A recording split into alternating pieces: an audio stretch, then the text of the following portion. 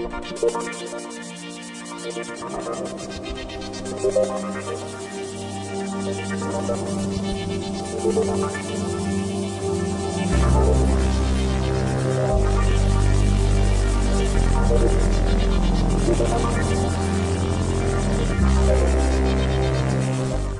the infamous Illuminati to the modern Freemasons, the world is fascinated with secret societies. Tales of child sacrifice, world domination, and dark dealings with extraterrestrials are all paraded before us as truth. From angels and demons to the Da Vinci Code, one author at least has made an incredible living out of the whole world of conspiracies.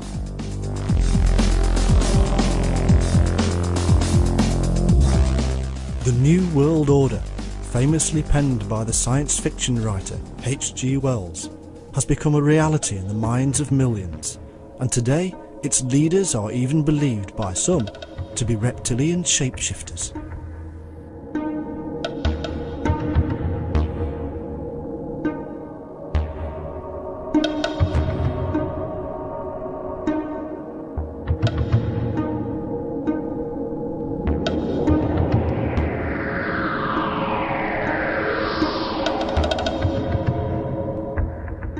The massive amounts of information set before us now on the World Wide Web may be spreading further and faster than ever before, but the belief in a powerful and secret ruling elite is nothing new. In fact, secret societies have been around almost as long as man.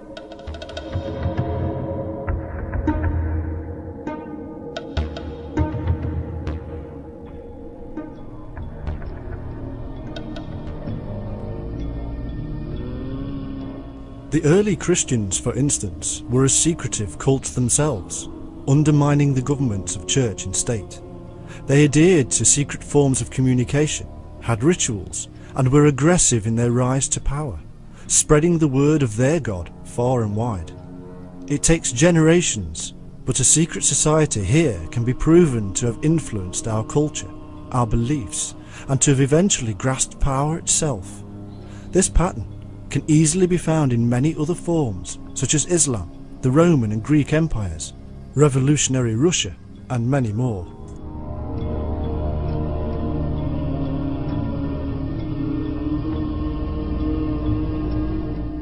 In order for us to truly comprehend the whole picture, we have to stand back from history, religion, and political beliefs.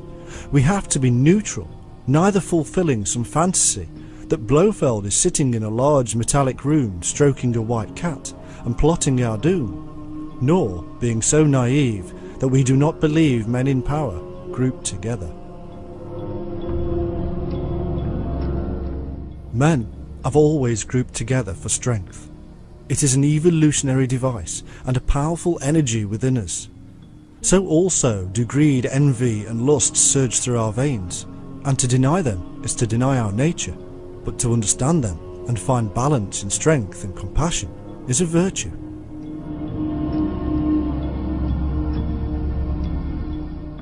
One of the most confusing elements for any researcher coming to the world of secret societies afresh is the dualism they discover. On the one hand, the researcher will uncover ancient esoteric teaching passed on from one to another for generations. On the face of it, this teaching appears worthy and holds great psychological and spiritual truths. But then we also find that these secret societies have also been implicated in some bloody and awful periods in human history. We appear to have found a paradox, and splits then occur, not just within the societies themselves, but in those researching them.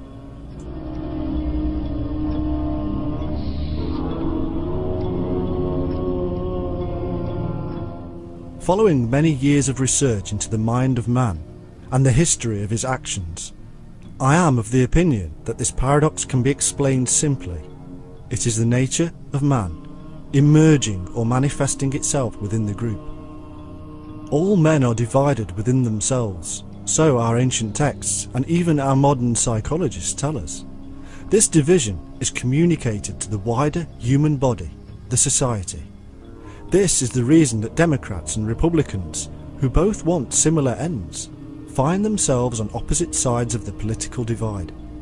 In such divisions in our society, we see the duality of the human mind revealed before us in often graphic terms. Secret societies gather these divisions together. After all, Democrats and Republicans are Freemasons.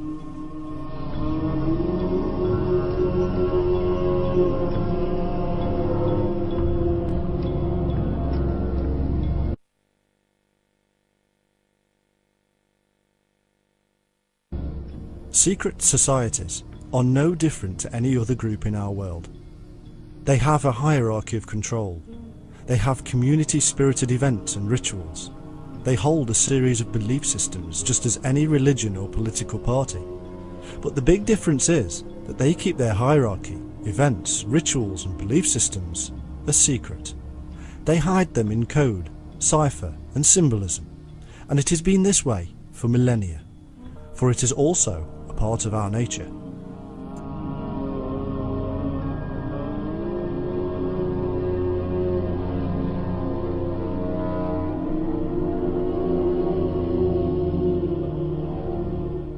This is the true power base of the world's secret societies, that they understand our nature, our minds, our yearnings, and they utilize this knowledge for whatever ends they currently see fit, just as any good religion or government has done for centuries.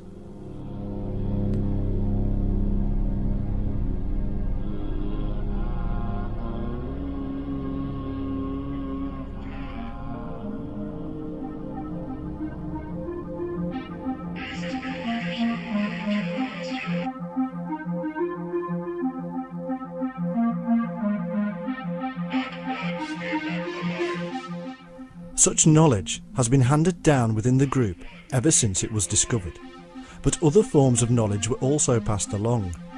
The wisdom of the stars has found a life outside of the groups as astrology, and yet this was originally the knowledge of navigation, time and measurement. Such knowledge was immensely powerful for millennia and a closely guarded secret. Many of the symbols we see in secret societies today can be shown to relate entirely and originally to the Sabiists or star worshippers of ancient times.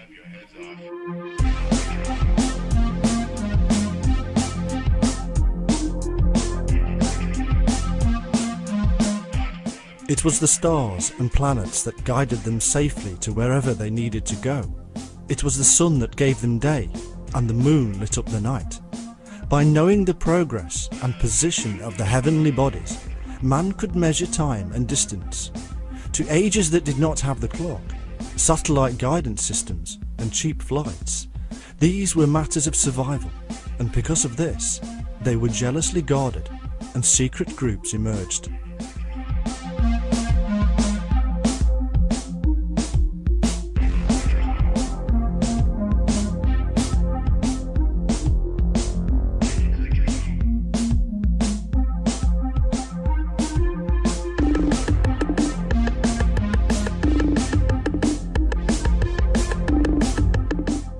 A device was needed for man to measure, and he ingeniously developed many things. One of these was the staff, and this had become a symbol today of the wizard or wise one. Seen in the hands of the druid, the priest, the augurs, and in all manner of ancient depictions, the staff is a marker for us today of one who in the past held great knowledge.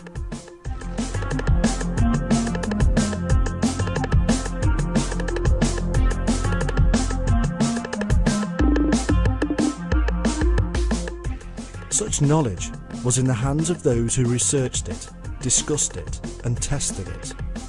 These were people in ancient times who needed time to consider these things. They needed to be free of the usual day-to-day act of surviving, and so they were special people, set apart from society as a whole and housed in comfortable surroundings. The life of the community depended on these shaman and wise ones. These were the priests, casting their gaze towards the heavens, predicting events, guiding the people. For they had the knowledge of the heavenly host. They communicated with the messengers of the gods, the angels, or even our ancestors.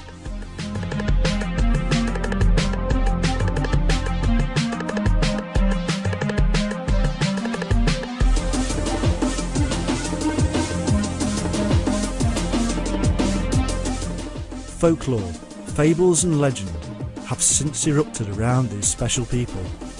Today, we can believe almost anything is true of them, rather than see the basic physical realities of life. The truth is that these early people were very clever and very in tune with nature and its measured cycles. Their knowledge was so powerful that tribes would often fight to steal one another's holy men.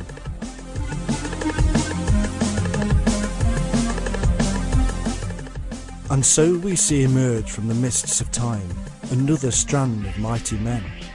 These men were essential for the progress of the great knowledge, for they were responsible for protecting the thinkers.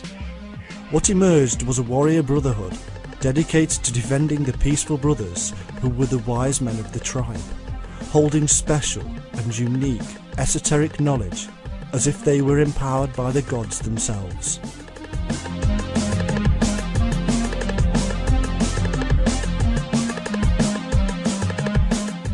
Yet again, around this warrior brotherhood would wind the serpentine spiral of symbolism, which in later years would hide their true purpose.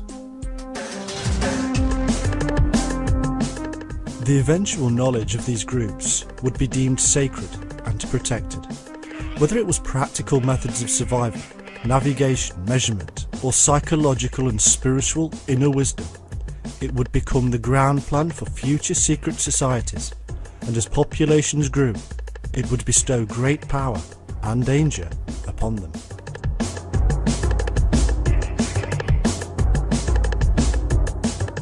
This is the story of the groups who have guarded this sacred knowledge for centuries.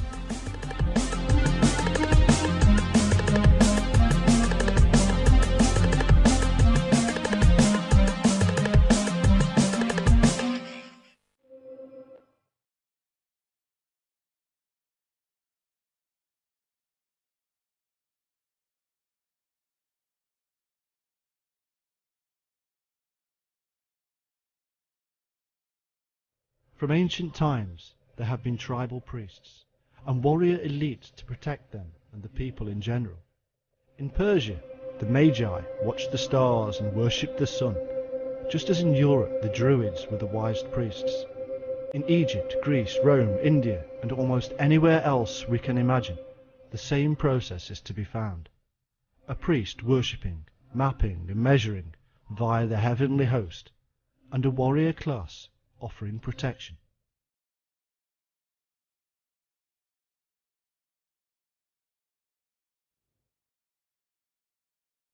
There is nothing secret in this system. It has been in existence for an awfully long time. But it is secretive. The priesthood enacted strange and powerful rituals that were strange and peculiar because nobody else was allowed to understand what they were doing. Garbed in myriad symbols, the holy men and women were magical walking talismans, building and maintaining massive power bases. As their strength grew, so too did their warrior brethren, and as time moved on, their symbols became more and more obscure.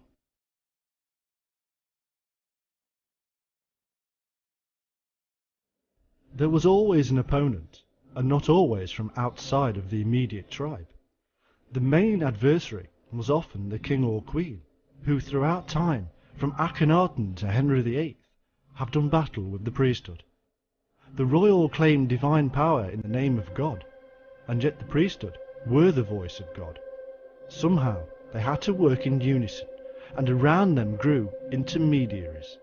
These were very much like our modern-day civil servants, running to and fro between departments.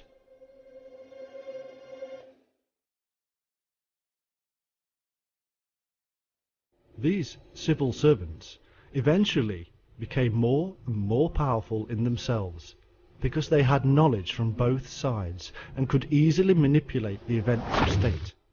A secret society was born. Based in the knowledge of rulership from the kings, the immense power of the priesthood, and with the ability to manipulate the military, these civil servants rapidly became the real power base, and it was from within this middle ground that the secret services also emerged.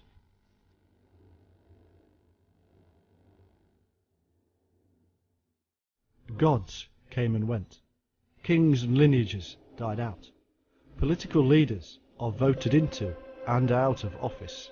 But the civil service always remains, with their very own bloodlines, continuing the family business.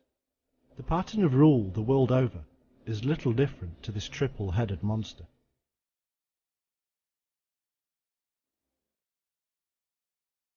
We have a leadership which from the earliest times was based on the royal dynasties, but in modern times has become more secular and politically based.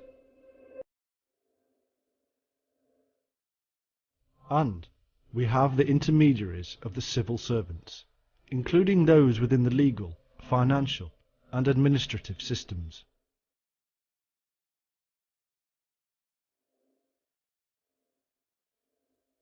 Somehow, all of these elements had to work together.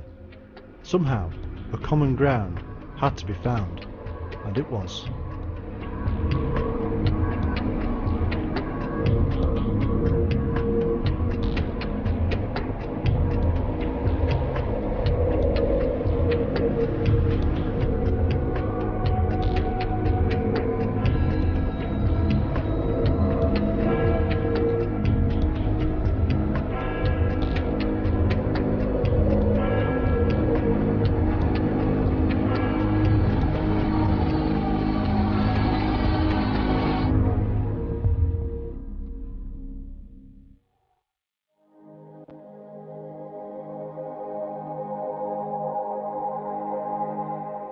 We saw earlier how the origins of many of the symbols found within the world of secret societies originated from Sabianism or star worship.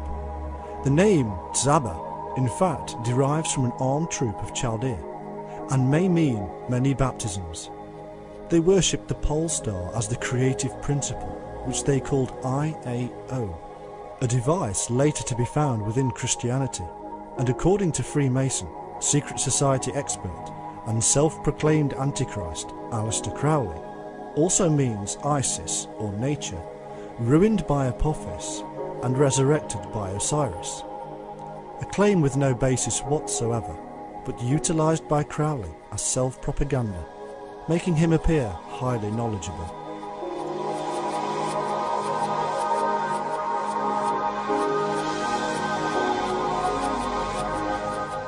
From this very early time, the worship of the stars was akin to and mingled with nature worship. As part of this, rocks and stones were worshipped and used as both products of the Earth Mother and as gifts from the skies as meteorites. The altar stone, the column, the pedestal were all forms of the divine, and eventually large Bethels, or houses of God, were erected across the world, tapping the divine energy.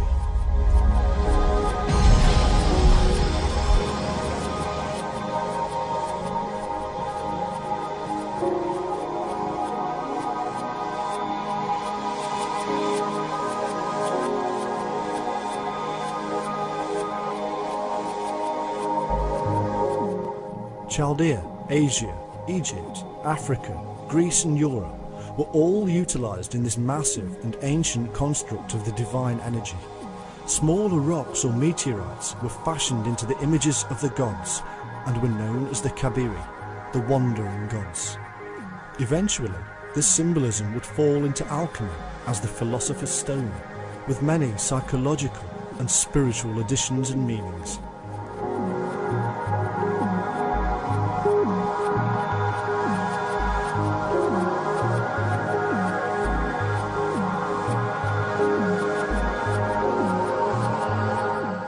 All these gods were in truth representations of the god of light, known from the Egyptian priest to the Druid, and which later became Lucifer, the fallen meteoric angel of light himself. They numbered 7 like the planets Saturn, Jupiter, Mars, the Sun, Venus, Mercury and the Moon. a number which also related to the number of colours which make up white, the colour of purity.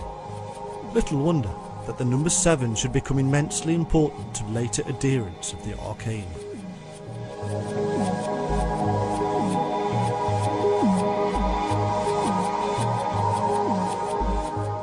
In truth, even the mother of Christianity, Judaism, was awash with the worship of stones and stars, worshipping the Bethel stone in the Temple of Jerusalem as the Messiah itself.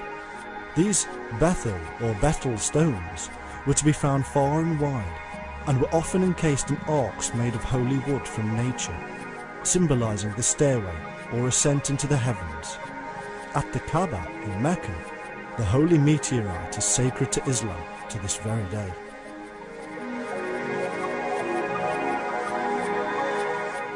The spread of Sabiism was so successful that traces of it can still be found within modern secret orders.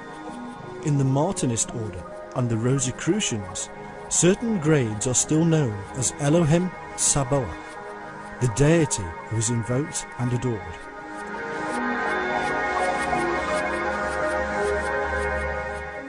The adherent says, "I am the solar fire, pouring forth its beams upon the lower world, life-giving, light-producing." In fact, in their magical ceremonies, all modern secret occult orders are said to awaken and reawaken powers by means of invoking planetary and elemental spirits, using potent divine and secret names.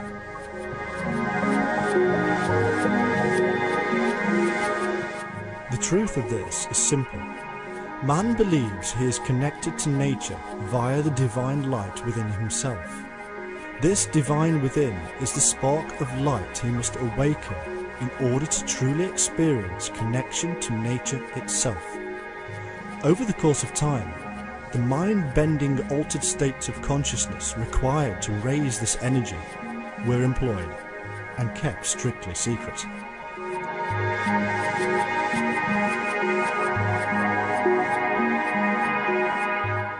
As one Rosicrucian and Freemason put it, "There is in nature one most potent force, by means of which a single person, who would possess himself of it, and know how to direct it, could revolutionize and change the whole face of the world. This force was known to the ancients, and the secret is possessed by the secret schools of the present day. It is a universal agent, whose supreme law is equilibrium, and whereby, if science can but learn how to control it, it will be possible to send a thought in an instant around the world, to heal or slay at a distance, to give our words universal success, and to make them reverberate everywhere."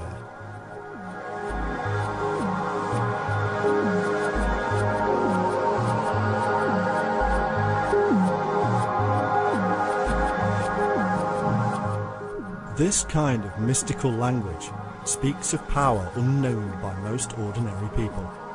It has been used and abused to entice people into the fold and to control them for millennia. The physical actions required to attain this so-called special power reveal simple hallucination and drug-induced trance states, not physical and scientifically provable natural phenomena. It is a control of the mind, and subtle suggestion to the initiate reinforces beliefs in hidden secret Tibetan masters or great white brotherhoods.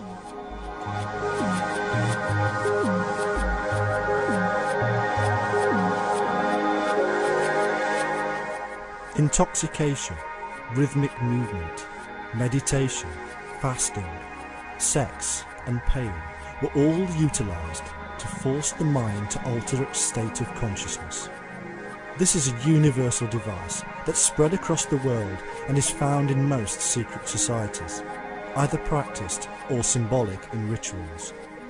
From the drunkenness of Dionysia, the orgies of Menades, the shedding of blood widespread in Asia Minor, and the Gauls mutilating themselves with their own swords, to the Christian crucifixion, the flagellants of the Middle Ages, and the dervishes and fakirs of the Middle East, all are attempting to gain wisdom and special secret insight.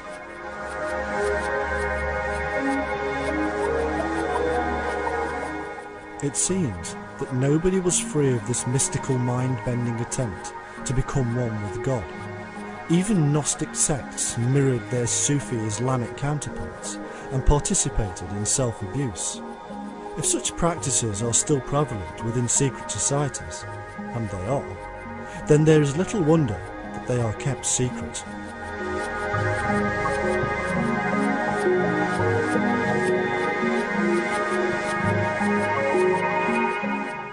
Incredible ceremonies can be found in the mysteries of Eleusis, the esoteric, secretive world of the Greeks.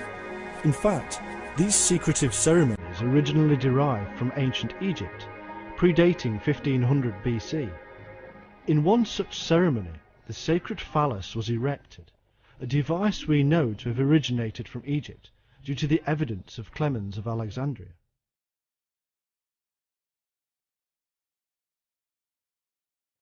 The phallus represented the virile part of Osiris, which was cast into the Nile by Typhon, and to which Isis ordered sacrifices and offerings. It is in fact the IAO, or creative principle, worshipped from the very beginning by the Sabaists, pointing upright to the pole star, and hence perfect balance. The phallus was a stone, seen in India as the Shiva Linga, or stone of Shiva. It was yet another representation of the stone of the philosophers, to rise again like the phoenix of the alchemists. Shiva, Osiris, or whatever we humans call it, we are in fact still talking about nature and the fallen heavenly light.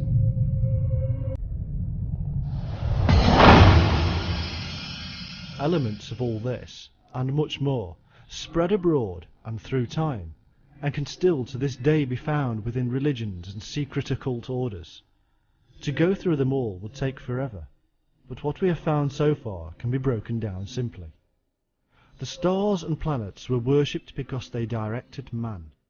They offered him a means to measure and rule, a way to navigate and to tell the time of day and year. This heavenly process gave rise to the tales of Osiris and Isis, and much more. The sun and the moon and the cycle of life measured out by the gods. This powerful knowledge was jealously guarded.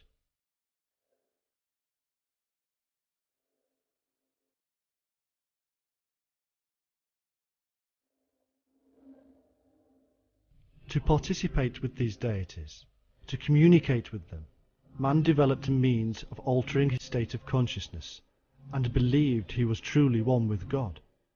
These processes were related to the heavenly host, which guided his way.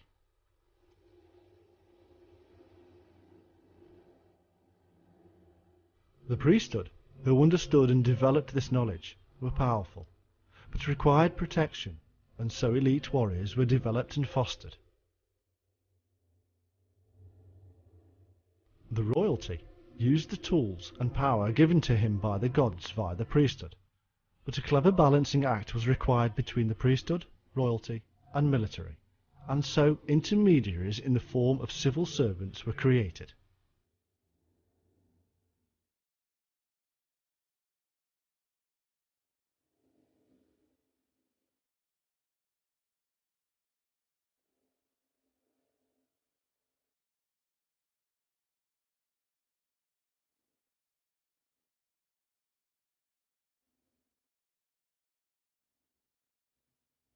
These civil servants now had all the knowledge of the kings and priests, and could manipulate the military.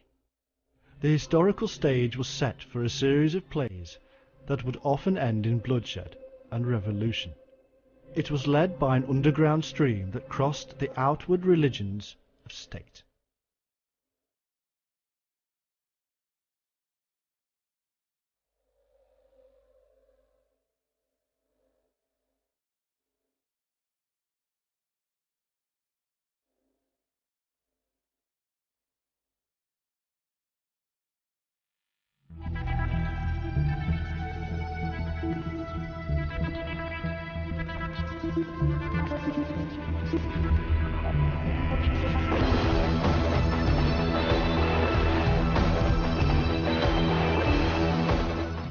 Sufi mystics wearing white and adorned with beards of wisdom matched their brothers in the Judaic Essene, the Druids of Europe, and later the Cistercians of Christianity.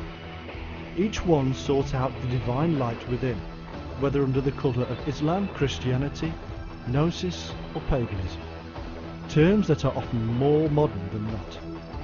Each one held sacred the light of the divine and utilised methods of raising the energy of light within themselves, which they symbolised with the serpent. And each one had a knowledge of the stars, navigation, measurement, and held sacred rocks and stones.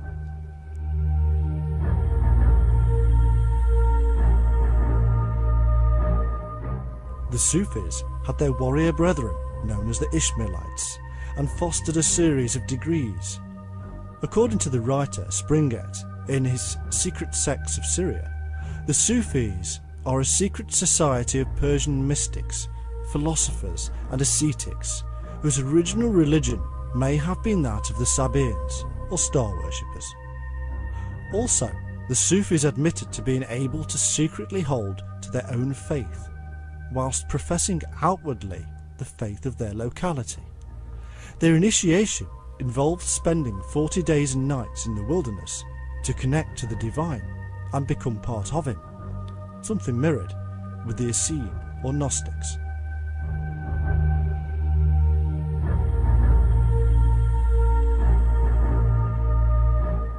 The Essene, or early Gnostics, worshipped the heavenly host and were protected by the Chassidians, an elite fighting force known as the Knights of the Temple. The Cistercians created the Knights Templar, who themselves have been accused of heresies akin to the Sufis and Gnostics by the very church they were part of.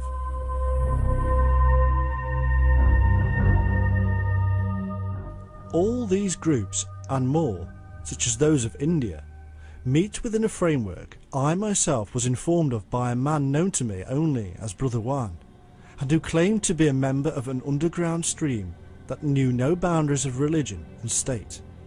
This framework I have checked and cross-referenced and found to be true. That where we find a peaceful brotherhood matched with a warrior elite, we should also discover that their dress shall be white, that they shall wear beards, that they shall hold a secret knowledge of the planets and stars, and that they shall be mystically inclined.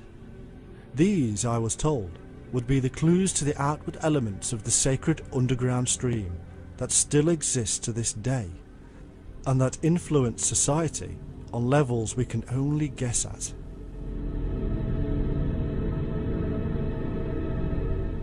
My question has to be this: what is their purpose? Is it simply that they seek the divine in nature? Do they really only wish to uplift humanity as they have claimed? If this is what we believe, then so be it.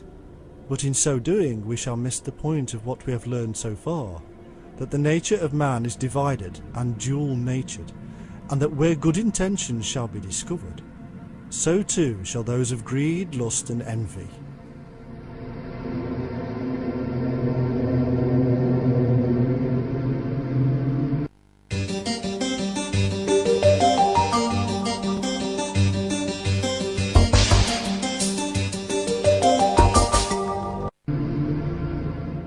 History tells us that Sabiism spread across the Middle East, taking with it concepts of the divine light within man himself. We then discover these elements emerging in the strange, non-biblical writings known as the Lost Gospels, and which in fact came from the infamous Essene or early Gnostics, who worshipped the serpent and the sun, or light. And from these we find that alchemy and groups such as the Cistercians and Templars kept the secret beliefs alive within Christianity, meeting up again later during the Crusades with the Sufi and Ishmaelite brethren, with whom historians agree the Templars seem to be very friendly.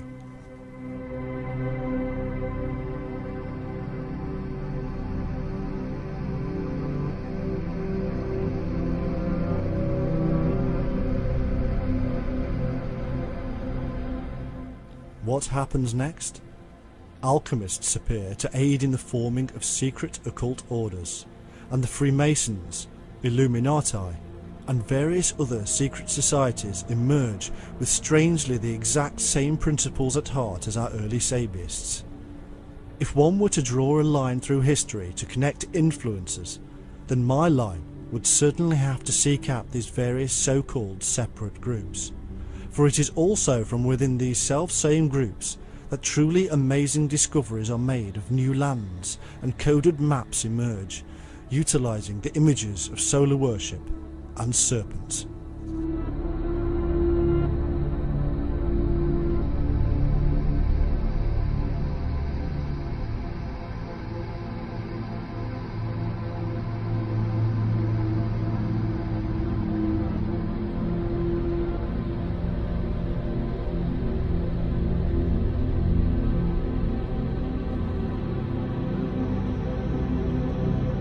All this originated with Egyptian priests who formed a confederation of philosophers who united in the study of the art of governing man. The knowledge of the Egyptian priesthood was truly immense. They were masters of astronomy, botany, chemistry, and accumulated great libraries of sacred books.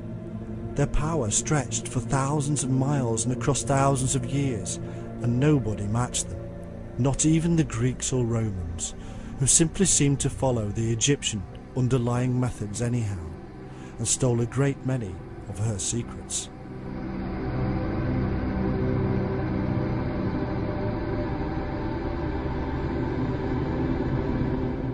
Almost all the mysteries can be traced back to Egypt, where the initiate into the temple underwent similar processes as modern occult secret societies. First they were subjected to horrifying trials by darkness, fire and water, long fasts and trance-induced visions. If they survived and remained sane, then they were admitted into the priesthood. Hallucination was paramount in their work, using opium, datura, henbane, hashish, cinnamon and laurel to form vapours which caused frenzy in the initiate.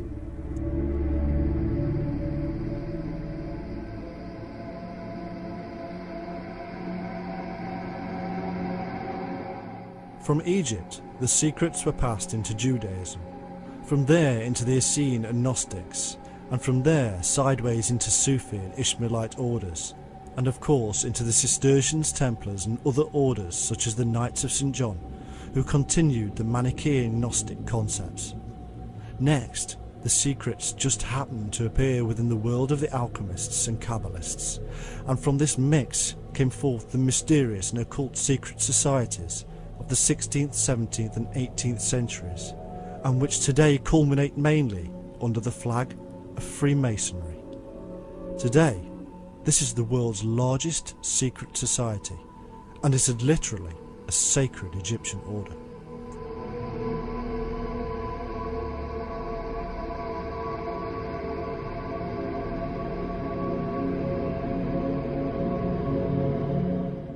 Whether we look at the Golden Dawn, the Rosicrucians, or even the infamous Illuminati, we find that they all revolve around the Freemasons. They were created by or from within the Masons, and often their supposedly separate discoveries have merged back into the fold.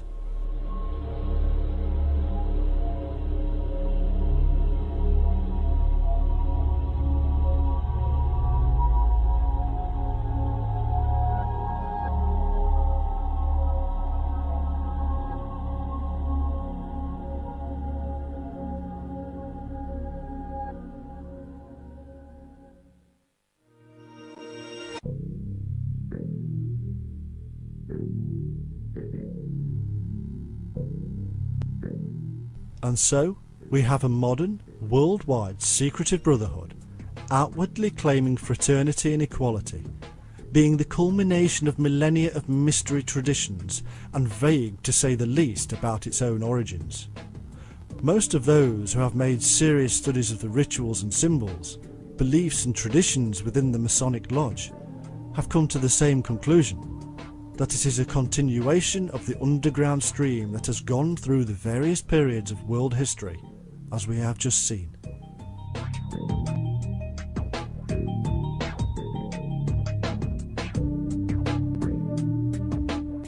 It all began in the knowledge of the heavens and the mind of man. It all revolved around strength, and so our question has to be today: what is the true purpose of the modern elite within the Brotherhood? Is it truly one of charitable works? Yes. Does it still maintain ideas about reaching the divine in balance and wisdom? Yes. Is it an organisation seeking influence and power? Yes. Has it been involved with revolution and scandal? Yes.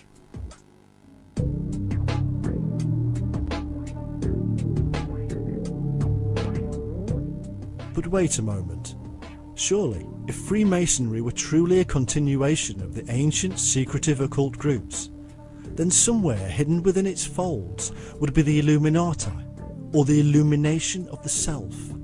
This mysterious energy which is supposedly reignited by adepts. Well, we need to delve a little to discover whether this is true.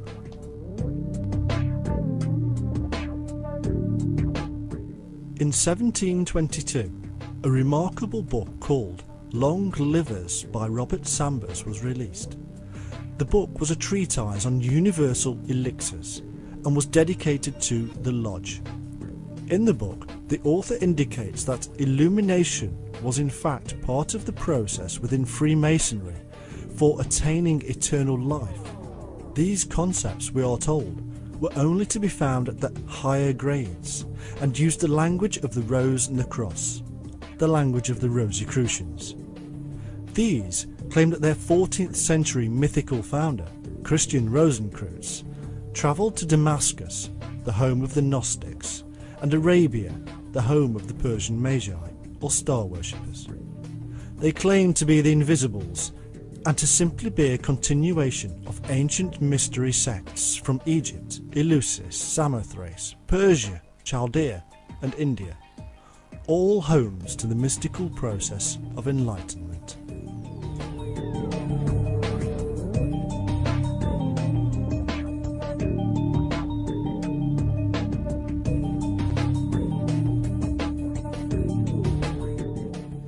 To the realist, or the man who maintains a classical Newtonian world of physical truths, these concepts of achieving enlightenment through drug or physically induced methods can seem quite mad. As one Freemason writer once said, one could easily conclude the existence in Freemasonry of two currents which appear contradictory and which are merely complementary: the rationalists and the Illumins. What unites and binds them together is the ritual. The rationalist politicians have inspirers. These are the occultists of the lodges.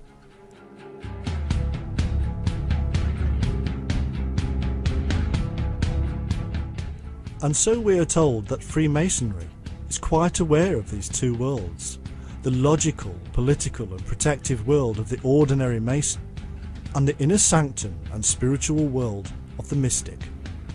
Freemasonry has such power and strength today that it can easily support millions of individuals if it so wished. It can also spread the word and propaganda around the world faster than almost anybody else. There is little point in racing after the Rosicrucians, the Theosophists, or the Golden Dawn, because they are but streams branching off from the mighty river of the Freemasons.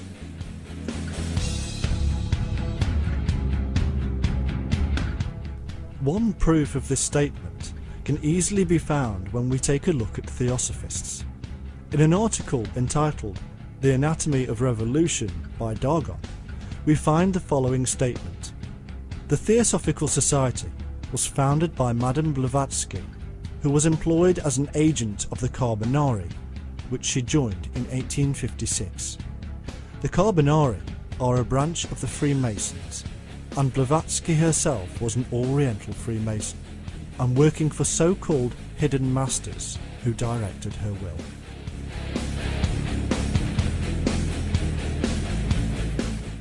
As our Masonic author again states, Freemasonry is the place from whence the diverse sects draw their elements.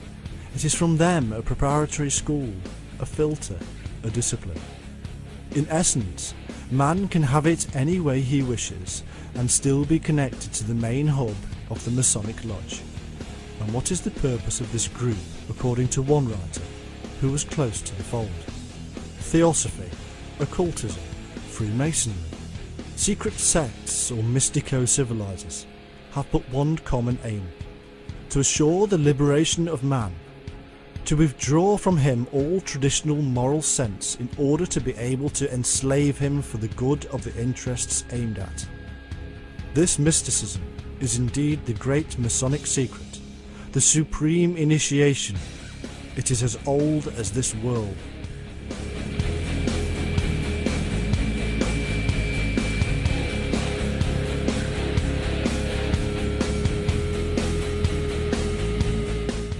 In 1822, the Prime Minister of Austria addressed the Russian Emperor Alexander with the following stark warning: "These societies are a malady which eats into the social body in its noblest parts.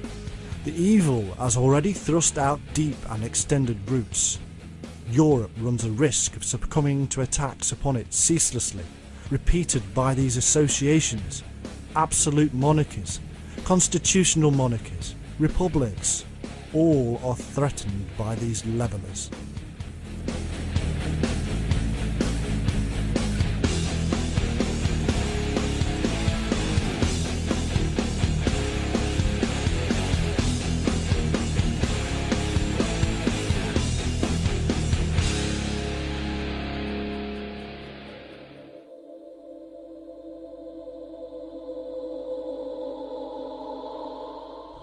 Following these warnings, the revolution in Russia became a reality.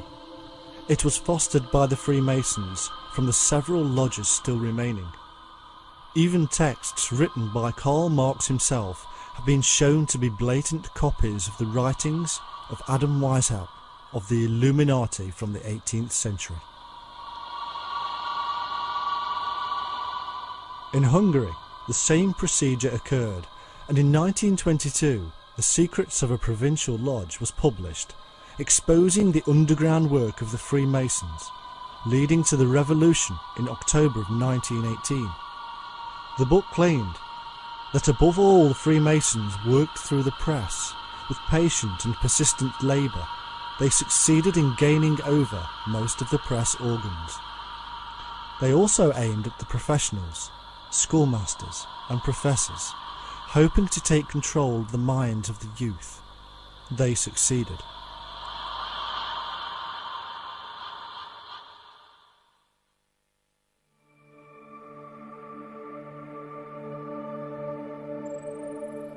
In Spain, a long effort by the Freemasons also brought revolution. Deschamps wrote in 1881 that the revolutions which since 1812 have succeeded each other in Spain have been caused for the most part by the rivalries of the different Masonic factions, which always unite in order to fight Christian social order.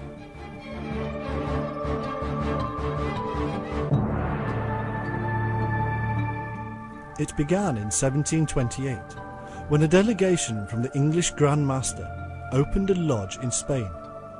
By the time Charles III came to power, his own courtiers were full of Masons, and pretty soon the influence over the government itself was like a stranglehold. By 1766, they had managed to drive their hated enemies, the Jesuits, out of the country. By 1812, the Catholic, a royal power base of Spain, had become servile to the people, with real power being held by the Cortes of Cadiz, a Freemason constitutional government. By 1830, Freemasons held almost all positions of power, including over 5,000 officers in the military, and by 1868 they had created revolution against Queen Isabella, who was deposed and fled to France.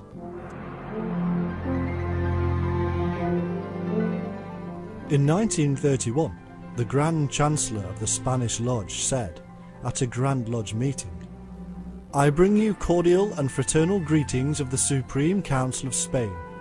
We have now the Republic.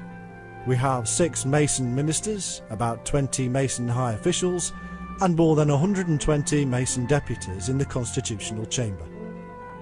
They were indeed very proud of their endeavours, and as if to hammer home their future works, the Chancellor then states, "Spanish Masonry associates itself with the task which the League of Nations has taken up. It is the Masons who must create this universal conscience."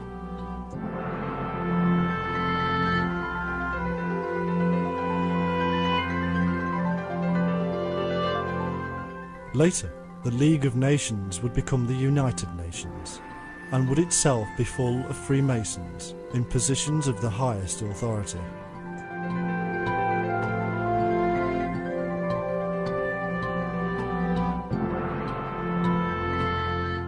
In the history of Masonry in Portugal from 1931, we find the following statement. "I have noticed that almost all noted men in religious, political and intellectual revolutions of our country during the last 2 centuries were affiliated with Freemasonry. At the end of these researches, I was convinced that the history of Masonry in Portugal was absolutely linked with the history of the country."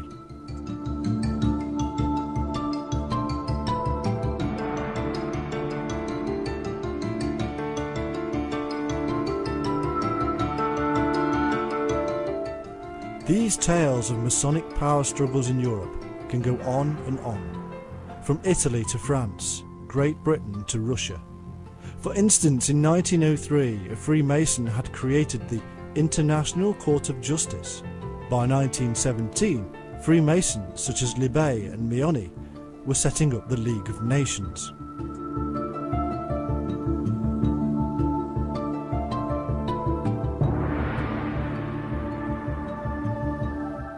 Similar plans were afoot in India, as one of the leading lights in the Theosophists and co-Masonry, Annie Besant, stated in 1929 in her own newspaper, New India. "Try to perceive the great plan as a whole. India is the keynote. India is the centre of that great storm which shall usher in a splendid peace. No true Theosophist, and certainly no one who is working for the inner government of the world, will be careless of India's welfare. Co-Masonry has been given to India that it may be a powerful, organised force for India's service."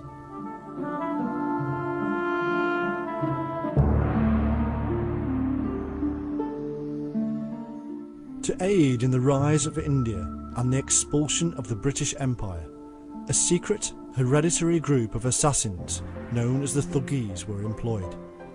These men were devoted to the goddess Kali, although the actual origin of the Thuggis is much debated. According to the historian Sleeman, it all began in the 14th century, the same period the Freemasons trace their origins to, and the same period the Knights Templar were banned. The origin, however, goes that a Thuggi saint appeared in India possessing vast sums of money. He had come from Persia, where he had been a disciple of the Old Man of the Mountain, the leader of the Ishmaelites or assassins, who themselves were friendly with the Knights Templar. Assisting the Thuggis were the peaceful fakirs, otherwise known as Sufis. The dual brotherhood, it seems, also had a hold in India, and would eventually, and with the aid of European secret societies, push the British Empire out.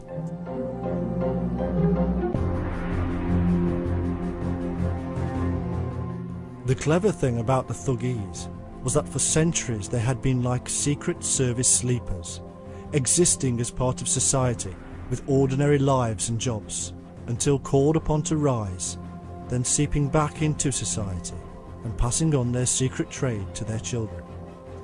It seems there is little difference today with the many terrorist groups across the world.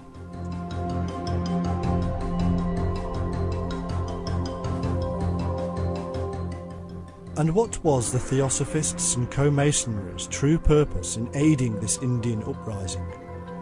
As Annie Besant herself stated, it is in shaping their aspirations toward nationhood as an integral part of the coming world empire. In short, This secret occult society would shape the opinions of the ordinary people of India in order for this socialist revolution of a new world order to come to fruition. She enlisted the aid of the Labour Party in Britain, as well as leading thinkers such as George Bernard Shaw, Ramsay MacDonald and Gandhi. And all of this, it is claimed by the Theosophists themselves, as directed by some inner government of the world.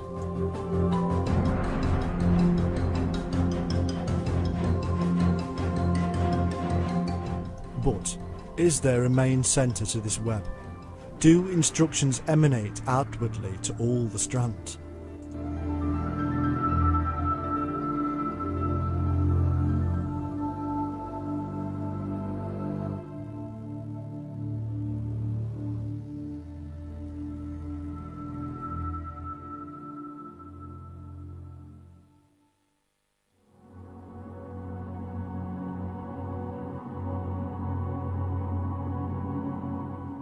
The facts are that Grand Lodges have spread into other nations and planted their systems of growth and control so successfully that the history of the world cannot be written now without their involvement.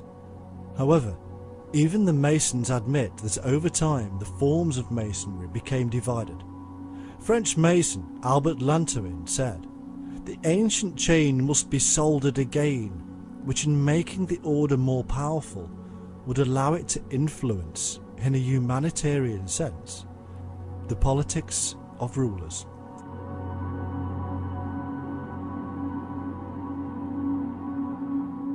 His words were taken seriously, and in Geneva 1921, the first meeting of the International Masonic Association was held. In 1922, the orator of the Grand Lodge of France at the IMA meeting stated, "My brother Masons, my hope is that Freemasonry, which has done so much for the emancipation of men, and to which history owes the national revolutions of 1789 and 1871, will also know how to make the greatest revolution, which will be the international revolution."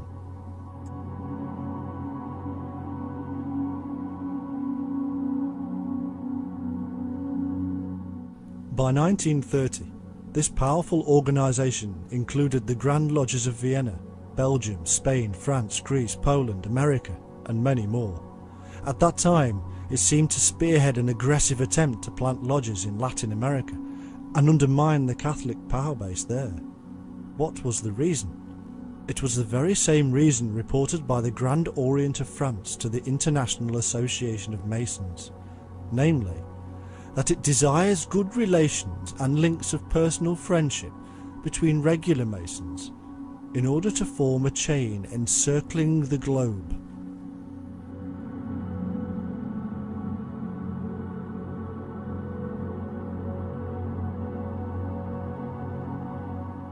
Even Islam was not free of Masonic intrigue. In Turkey, revolution was sparked by the Freemasons, who had become acquainted with the Turk militarist revolutionaries, and by 1908 they had deposed the government.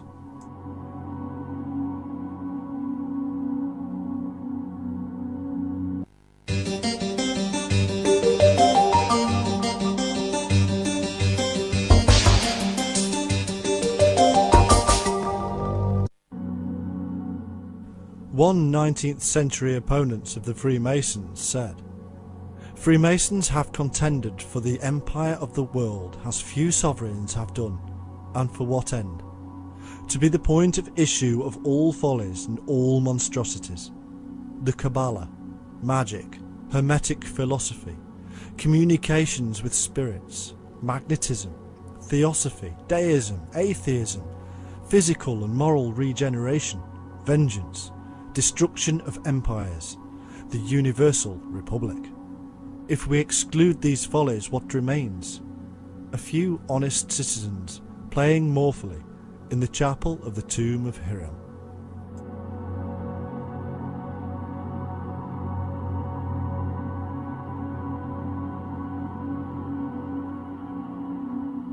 Today, there are millions of honest citizens playing in the tomb of Hiram, blissfully unaware of the massive game they are part of.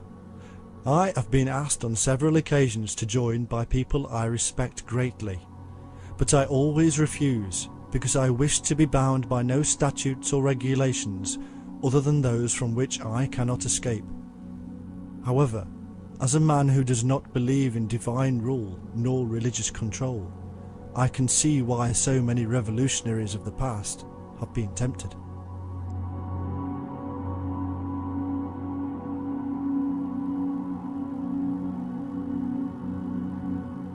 However, to my mind it is no different to Muhammad telling the slaves he would set them free, or Hitler calling his German people the chosen ones, or the Jews stating that they are the children of God. It is a divisive and destructive thing. It sets man against man. The Freemasons argue this point, claiming that they are not religious, and yet they hold dear to the grand architect of the universe, and have created rules, dogma and doctrine more fanciful than any religion I know. Freemasonry is a religion, and does believe in divinity. As the Mason expert Oswald Wirth wrote in the last century, "To become as divinity, such was the aim of the ancient mysteries. Today the program of initiation has not changed. No, to me it is another system of control, another method of power under the cloak of being yet again for the people and by the people."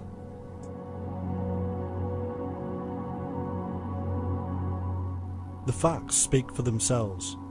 Great works of charity are done by all religions, including Freemasonry, but great destructive works are also thrust upon us. Often these groups and faiths bring revolution and war, and then claim the high ground when they clean up the mess afterwards, as if they were the guardian angels.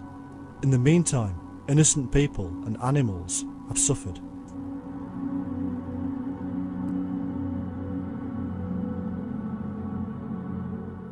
The editor of the International Review of Secret Societies in 1934 wrote, "The Mason official does not impartially fulfill his duties. He places his public authority at the service of his secret chiefs. The Mason judge is not free. He is obliged to submit to fraternal pressure." There is nothing different today. No rules or regulations given by the Grand Lodges has changed this sentiment. The laws of nations may not allow for such intrigue, but the Mason, who is the judge, political leader and company director, does not need to worry about such things. I have personally been offered help by individuals who are not only openly Freemasons, but also secretly members of certain Sicilian families. Such offers are always rejected out of hand, because it is a proven method of enticing people such as me into the fold.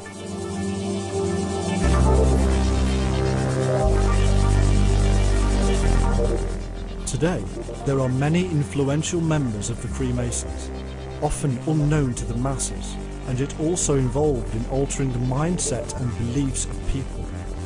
In the 1980s, a huge book, The Holy Blood, Holy Grail, was released and caused a massive stir. Michael Bagent, one of the authors, is not only a Freemason, but edits one of their magazines. If true, the premise of the book would undermine the Catholic Church and the Christian beliefs entirely, one of the very aims of the Freemasons. This book was the basis for the Da Vinci Code, and Dan Brown himself has utilised Freemasonic concepts to full capacity. Other modern influential men include hundreds of US senators and governors on both sides of the political divide. Popular characters such as astronaut Buzz Aldrin, writer Conan Doyle, President Gerald Ford, industrialist Henry Ford, and even the infamous US pioneer Daniel Boone. In fact, the list itself, when studied in detail, can reveal an amazing web of influence from politics and business through to media and even the church. The web of Freemasonry is now encircling the globe and is incredibly powerful.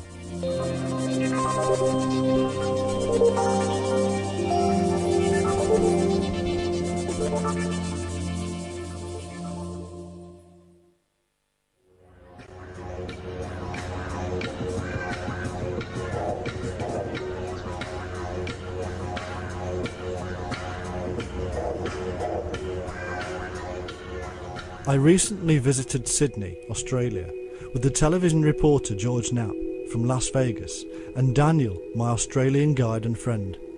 Over a few beers we were studying a map of the city and noticed the Sydney Masonic Lodge.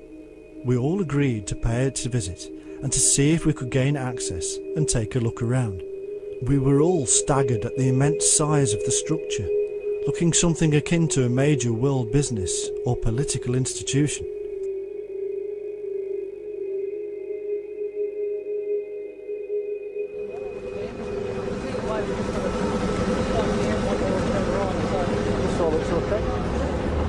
Less people, more spread out.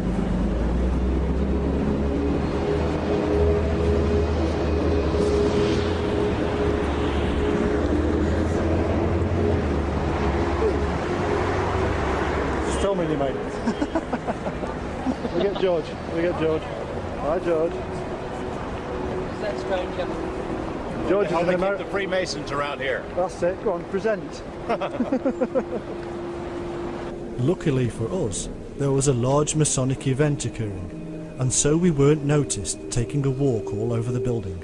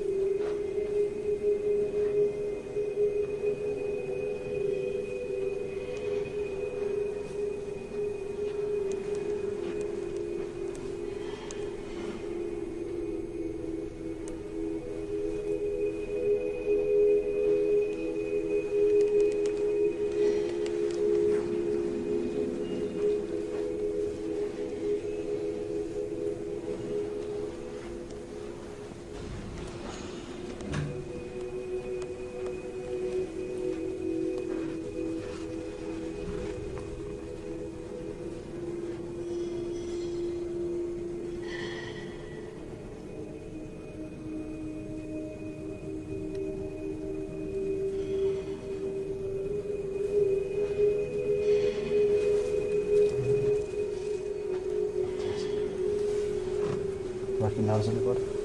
Nope, the gang's not here. Oh, They just fill the wives in. And what's going on? I don't see any wives in this one. There you go. See that sort of thing? That would absolutely blow away the fundamental Christians in America. Oh, because of Pentagon? Upside down pentagon. They would absolutely go mad. Well, that's all the more reason to use that. We're going to have to go to the shop and buy some things. Next level up.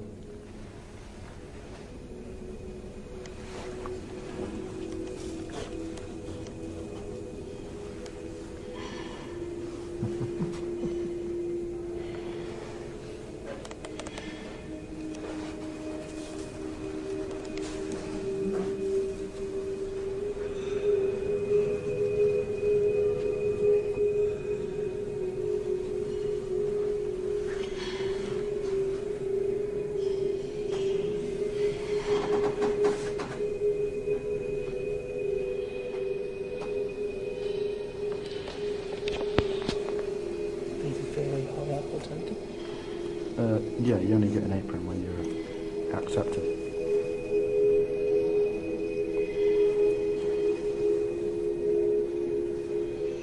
Whatever.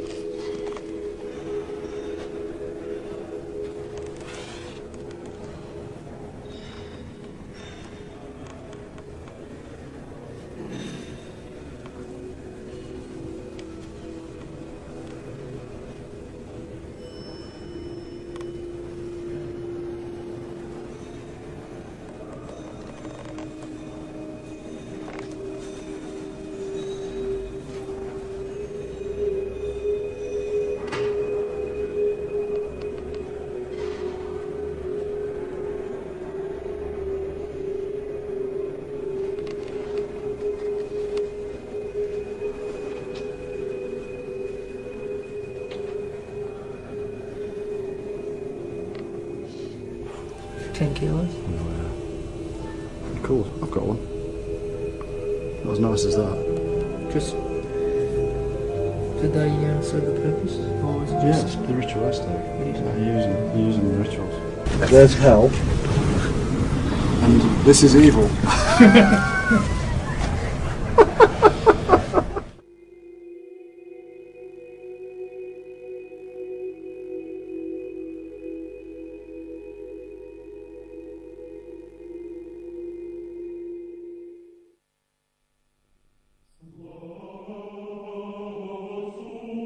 From the earliest of times, the secretive orders have been involved in the worship of nature and the stars and planets.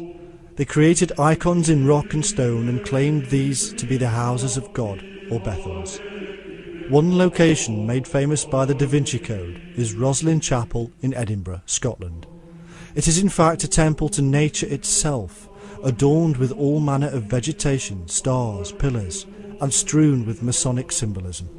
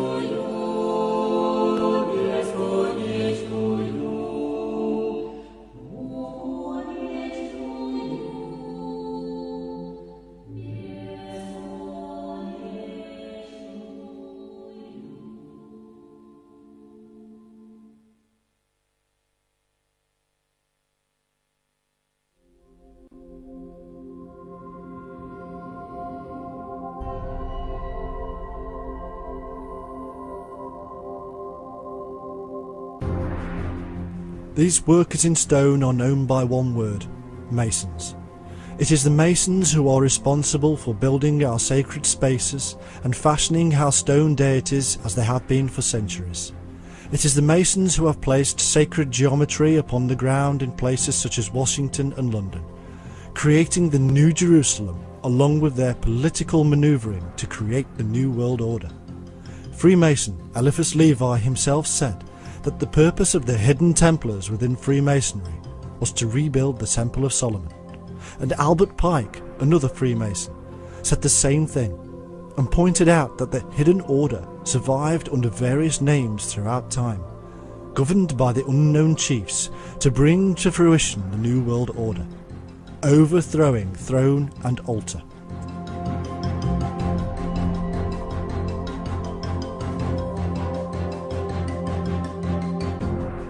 Also from early times, the worship of the light was of paramount importance and became known as Lucifer, the light bearer. Lucifer is, as many Masons themselves have stated, a hidden Freemasonic symbol, representation of the inner light or wisdom they wish to attain.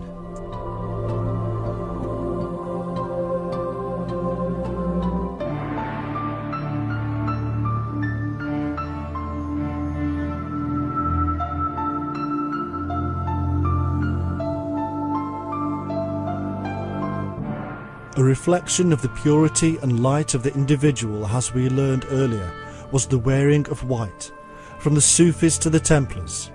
Today, wearing all white would not be practical, but the most important item of clothing for the Freemason is the apron. According to Masonic tradition, the apron should be of pure white lambskin. Also, there is strong evidence to show that the white-clad Ku Klux Klan of the United States was not only full of Freemasons, but may have indeed been started by them.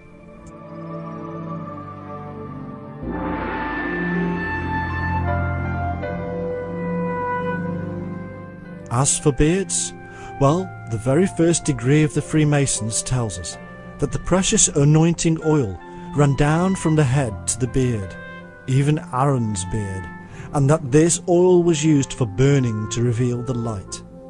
The beard, we are told, should be a symbol of true wisdom, from the light within, and even the high priest Aaron was to receive this wisdom.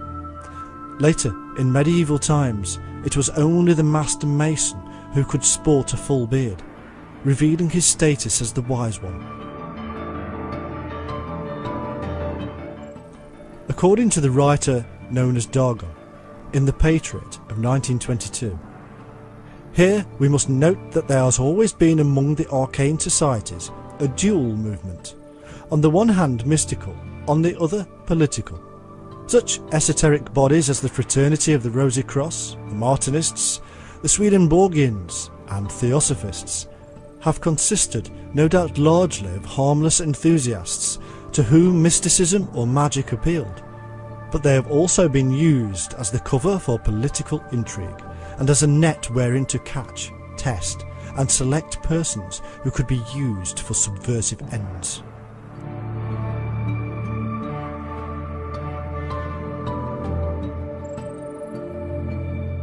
All these very ancient elements come to us today via a long line of secretive and powerful occult orders that have encircled the globe and now influence politics, business, media and religion. They have caused revolutions, influenced the setting up of international organisations, and created numerous other sects and orders to pursue their purpose, to influence humanity and the creation of a new Jerusalem, a new holy city. Little wonder there is still much warfare and strife in the old one.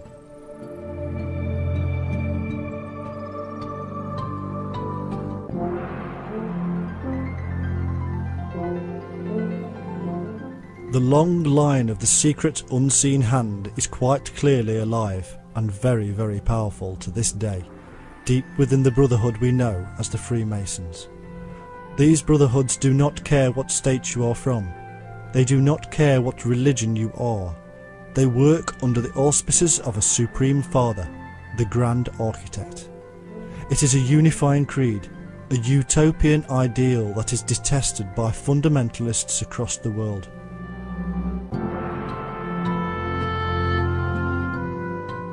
For myself, I neither detest the Freemasons nor do I join, and I say the same of fundamentalists. All men are men and fall short of the glory they call God, regardless of the badge of office or the secret sign, and all men shall continue to be driven by their inner evolutionary instincts, which cause these things in the first place.